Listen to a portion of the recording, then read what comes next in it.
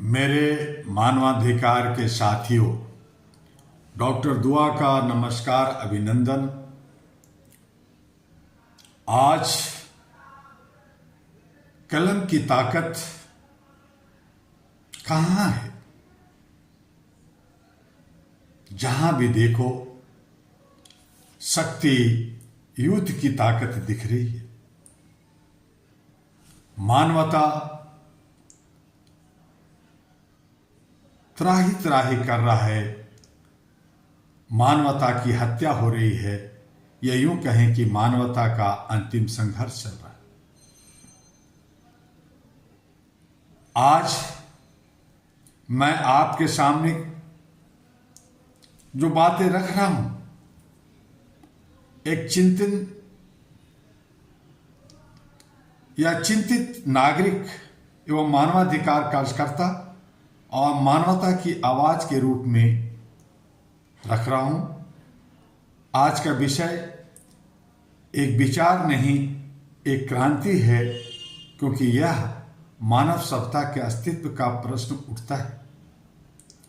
क्या दुनिया पर अब भी कलम की ताकत राज करती है? यह सवाल है। या दुनिया अब केवल युद्ध और हथियारों की ताकत से चल रही? आज दुनिया के नक्शे को देखिए, कहीं युद्ध है, कहीं युद्ध की तैयारी है और कहीं युद्ध की आशंका बनी हुई है। रूस और यूक्रेन का संघर्ष 5 वर्ष से चल रहा है, लाखों लोग मर चुके हैं। गाजा और इजराइल का संघर्ष देखिए, मानवता के इतिहास में एक दर्दनाक अध्याय बन चुका है।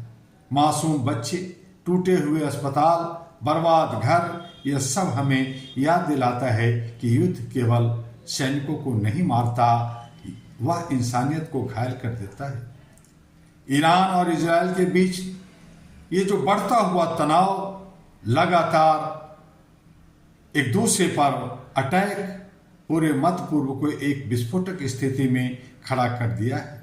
दूसरी ओर अमेरिका और चीन के बीच बढ़ती प्रतिस्पर्धा, नाटो की सैन्य रणनीतियां और एशिया प्रशांत क्षेत्र में बढ़ता सैन्य तनाव, यह सब संकेत दे रहा है कि दुनिया धीरे धीरे एक बड़े वैश्विक टकराव की ओर बढ़ रही है। ऐसा लगता है जैसे मानवता फिर से एक नए विश्व युद्ध की छाया में खड़ी हो रही है। युद्ध कभी भी मानवता के लिए समाधान नहीं रहा, लेकिन आज युद्ध केवल एक संघर्ष नहीं रहा, यह एक विशाल आर्थिक उद्योग बन गया है। हथियारों का व्यापार दुनिया की सबसे बड़ी अर्थव्यवस्था में से एक बन गया है। जब किसी शहर पर बम गिरता है तो कहीं न कहीं हथियार उद्योग की कमाई बढ़ जाती है। जब कोई देश तबाह होता है तो किसी और देश की रक्षा कंपनियां और शक्तिशाली हो जाती है। यह मानव सभ्यता का सबसे बड़ा विरोधाभास है।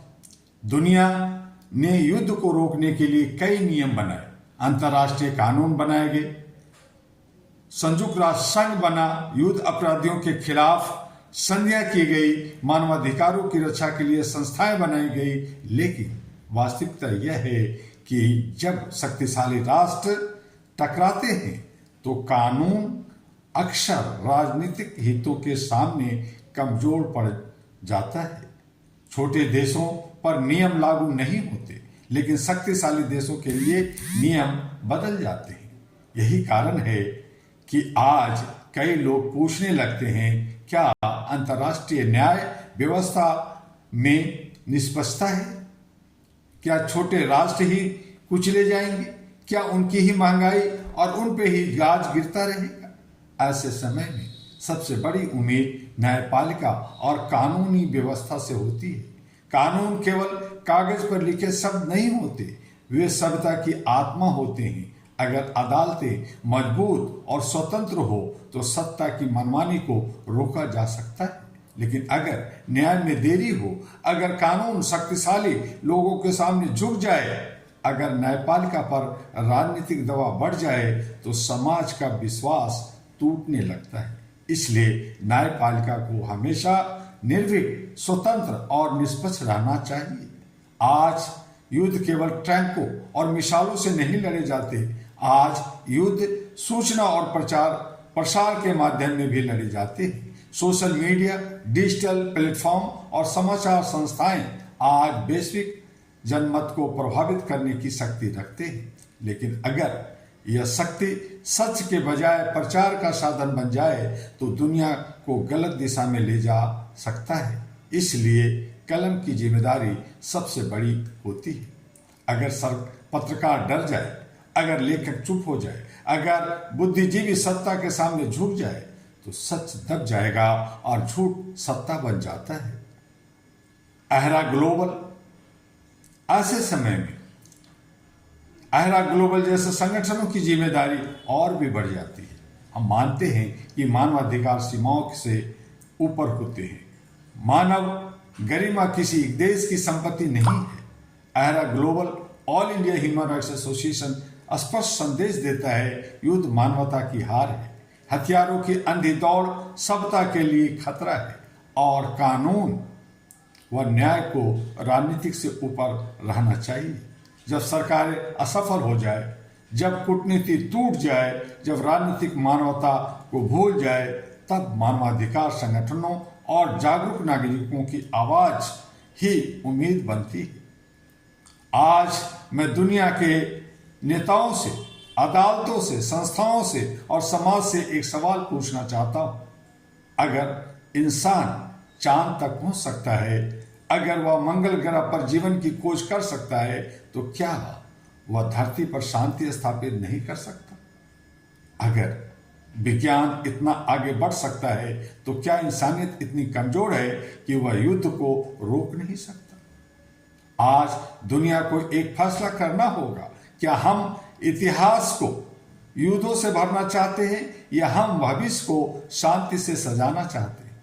अगर कलम खामोश हो जाएगी, अगर कानून कमजोर हो जाएगा, अगर न्याय डर जाएगा तो मानवता के पास कोई सुरक्षा नहीं बचेगी। इसलिए हमें यह सुनिश्चित करना होगा कि कलम सच लिखती रहे, कानून न्याय देता रहे और न्यायपालिका निर्भीक बनी रहे। क्योंकि जब कलम, कानून और न्याय एक साथ खड़े होते हैं तभी दुनिया में शांति की वास्तविक संभावना पैदा होती है। और अंत में मैं कहना चाहूँगा, हथियार डर पैदा कर सकता है लेकिन कलम इतिहास बदल सकती है। आइए अहरा के साथ, all India human rights association के साथ, जो पिछले 40 वर्षों से आपको जागृत करने के लिए, अवेयरनेस देने के लिए, आपको प्रोटेक्ट करने के लिए भारत के 36 राज्यों में 825 सेंटरों के साथ और विश्व के कोने कोने में एजी अहरा ग्लोबल के साथ आगे बढ़ रहा है। ये सभी HRTV अहरा हो चाहे एजी अहरा ग्लोबल हो, आपको तमाम सोशल मीडिया प्लेटफॉर्म पे मिलेंगे। आप उसे लाइक, सब्सक्राइब और फॉरवर्ड करते रहिए और हो सके तो आप ahraglobal.org वेबसाइट भी देखिए। आप अहरा का सदस्यता ग्रहण करना चाहते हैं तो इसका हेडक्वार्टर दिल्ली, इंडिया में दिल्ली में स्थित है। आप संपर्क कर सकते हैं, आप पत्राचार कर सकते हैं, आप डायरेक्ट कार्यालय में आकर इससे सदस्यता ग्रहण कर सकते हैं। रिन्यूअल का भी कार्य और बहुत सारे कार्यक्रम जिसमें राष्ट्रीय स्तर का हर साल 6 कार्यक्रम होंगे और हर राज्यों का अलग अलग बहुत सारे कार्यक्रम जो जिला, प्रखंड और निचले स्तर पे भी होंगे और साथ में विदेशों में भी ये बहुत सारे कार्यक्रम शांति सद्भावना के लिए, मानवता को कायम करने के लिए, हम एक दूसरे से मिल करके भाईचारा बना करके रह सके, इसके लिए हम लोग काम कर रहे हैं। आइए युद्ध को रोकिए, आइए शांति बहाल करने के लिए शांति दूत बनिए, तभी हम विश्व गुरु कहलाएंगे, तभी हम सोने की चिड़िया कहलाएंगे और तभी हम विश्व कुटुंब का नारा को बुलंद कर सकेंगे। भारत में ये शक्ति है, क्षमता है, बस आगे बढ़ने की जरूरत है। हमें पिछलग्गू बन करके, हमें जी हुजूरी कर करके हम किसी के पीछे खड़ा नहीं होंगे, हम खुद आगे बढ़ेंगे। हमने शांति से काम लिया है, हम शांति के दूत बन के रहेंगे। इन्हीं शब्दों के साथ फिर मिलेंगे अगले वीडियो में। नमस्कार।